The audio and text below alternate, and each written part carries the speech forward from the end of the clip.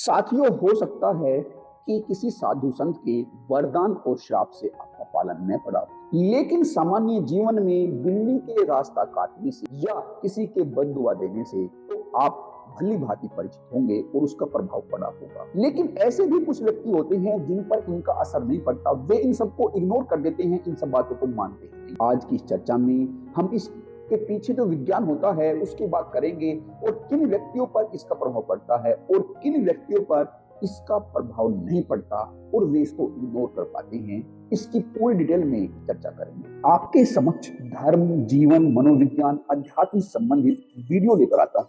क्या मुझे कोई बाबा बनना है? नहीं रे बाबा। तो फिर मेरा मकसद क्या है? साथियों, जीवन के हर पग पर अनेक ट्रैप है जिन पर कहीं न कहीं हम सब फंस जाते हैं और फिर कंप्रोमाइज करने के अलावा या जान देने के अलावा कोई चारा नहीं बचता। मैं चाहता हूं कि आप इन दोनों से बच जाओ और जीवन में ऊंची से ऊंची उड़ान भरो। और मेरा मकसद ज्ञान देना भी नहीं है।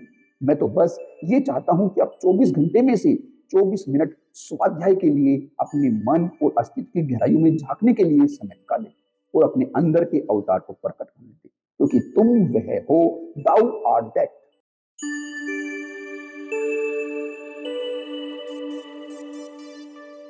साथियों नमस्कार। साथियों, यह जो आज की चर्चा है यह साधु संतों के वरदान और अभिशाप से संबंधित। हम एक एक कदम आगे बढ़ेंगे। तो पहले कदम की हम शुरुआत करते हैं सामान्य घटना से, बिल्ली के रास्ता काटने या किसी के बददुआ देने से। सपोज करिए कि एक बच्चा एग्जाम के लिए निकल रहा है और बिल्ली रास्ता काट देती है या कोई उसको बददुआ देता है कि तुम्हारा एग्जाम बेकार जाएगा। तो अब उसके साथ एग्जाम हॉल में दो घटना होगी, या तो उसका एग्जाम पेपर बेकार जाएगा या उसका एग्जाम अच्छा जाएगा। और वह जो बच्चा जा रहा है एग्जाम देने के लिए, उसकी भी इंटरनल जो हालत है वह अलग हो सकती है। एक स्थिति में उसकी तैयारी अच्छे से हो सकती है तो वह फुल्ली कॉन्फिडेंस होकर एग्जाम देने के लिए जाएगा, उसका एग्जाम अच्छा होगा।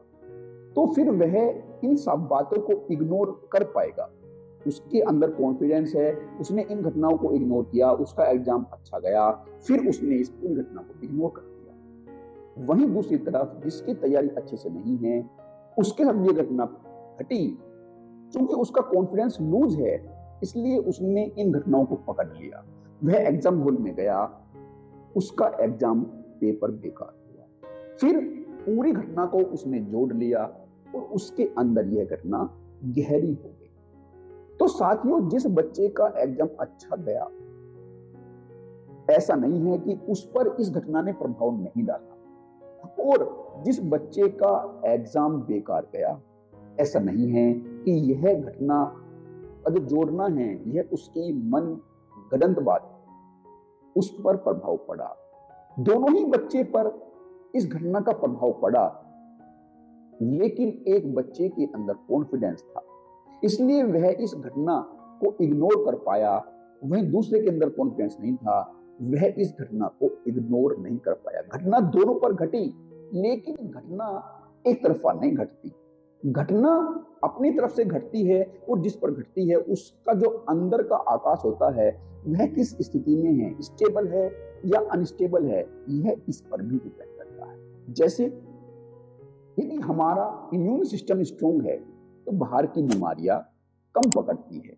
ऐसे ही यदि हमारा मन का इम्यून सिस्टम अच्छा है तो बाहर की जो सिचुएशन है वे हम पर कम फर्क डालती है। इसको और स्पष्ट जानने के लिए एक एग्जांपल लेते हैं कि एक व्यक्ति है, वह अपना भविष्य जानने के लिए एक साधु संत के पास आता है। पहली बात तो यह है कि वह व्यक्ति साधु संत के पास भविष्य जानने के लिए गया है तो उसका इन सब बातों में विश्वास है, इसलिए जब वह साधु संत कुछ 4-5 बातें उसको बताएगा भविष्य के बारे में, तो 1-2 बातें अवश्य ही सच हो जाएगी, क्योंकि उसका विश्वास है। दूसरी बात, जब व्यक्ति ऐसी हालत में होता है, परेशानियों में होता है, तो उसका जो इंटरनल आकाश होता है, जो उसका मनस की जो इम्यूनिटी होती है वह कमजोर होती है, तो उस पर बाहर की बातों का प्रभाव ज्यादा पड़ता है। अब वह व्यक्ति यदि पूछने नहीं गया होता तो उसको उस साधु से कोई बात पता नहीं चली होती तो संभावना उस बात के घटित होने की 50-50 थी, वह घटित होती भी या नहीं भी घटित होती। लेकिन जब वह व्यक्ति परेशानी की हालत में उस साधु के पास गया है और उस साधु ने कुछ बात बताई है तो उनके घटित होने की संभावना के चांस ज्यादा है। साथियों, यह एक कला है, एक विज्ञान है। जो व्यक्ति एक ऐसे व्यक्ति को जिसका इंटरनल आकाश कमजोर है और जो व्यक्ति सजेशन दे रहा है, जो व्यक्ति अपने विचार रख रहा है, जो साधु है, यदि उसका इंटरनल आकाश मजबूत है, वह अपने प्राणों से कुछ कह रहा है, तो उसकी जो बात है, उसके जो विचार है, दूसरे के लिए सजेशन बन जाते हैं, उसके प्राणों में एक तीर की तरह अंदर तक प्रवेश कर जाते हैं। इसमें दो बातें बहुत गौर से हमें समझनी पड़ेगी। एक तो वह साधु कितने गहराई से अपने आप से जुड़ा हुआ है जो इन बातों को, इन सजेशन को दूसरे में फीड कर रहा है। दूसरा, जो वह व्यक्ति उन सजेशन को ग्रहण कर रहा है, उस सुझाव को ग्रहण कर रहा है, वह कितना उथला है, वह कितना कमजोर है अपने इंटरनल आकाश में, यह इन दोनों बातों पर डिपेंड करता है। साधारण रूप से जैसा हमने अपनी कहानियों में, धार्मिक ग्रंथों पढ़ा है कि कुछ ऋषि मुनि होते हैं और वे किसी राजा को या आम जन को एक श्राप देते हैं और उनका वह श्राप फलित होता है। न केवल श्राप बल्कि उनके वरदान भी फलित होते हैं। साथियों, जो इन साधु सन्यासियों का जीवन होता है वह एक आम मनुष्य के जीवन से बिल्कुल डिफरेंट होता है।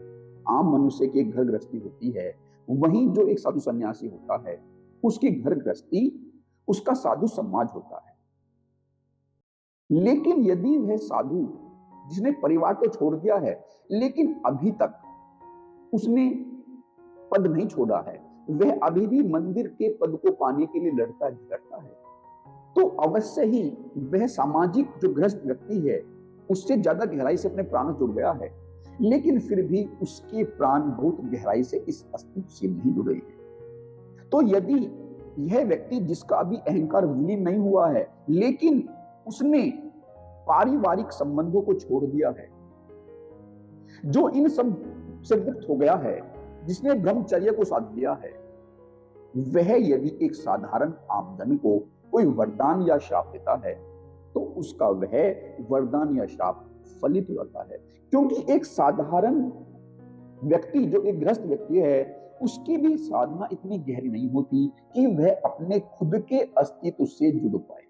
यह साधु अपने अंतस से जुड़ गया है, अभी उसका अहंकार बाकी है लेकिन वह अपने अंतस से जुड़ गया है, तो उसके जो प्राणों की जो धार होगी, जो उसके प्राणों का तेज होगा, उनमें एक शक्ति होगी, उसकी साधना की शक्ति होगी।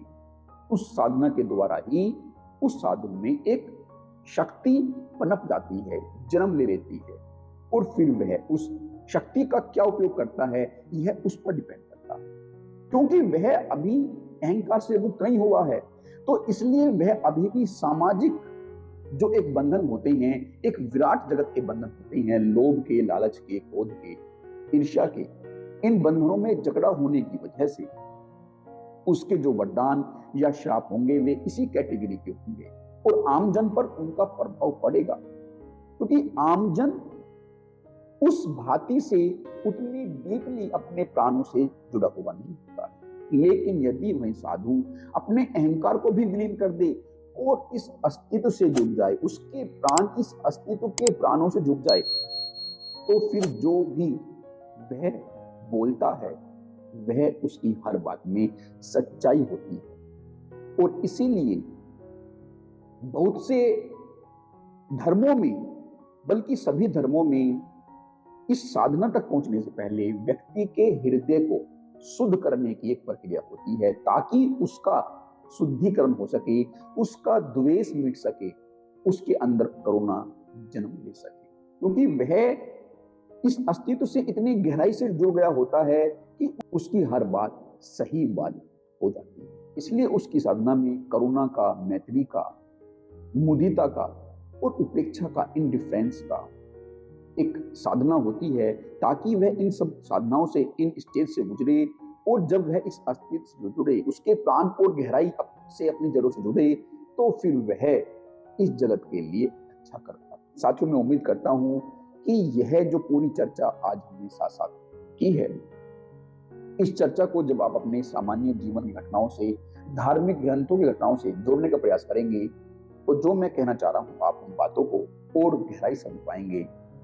इसी उम्मीद के साथ मैं आप सभी से विदा लेता हूं। आप सभी का मेरे साथ बने रहने के लिए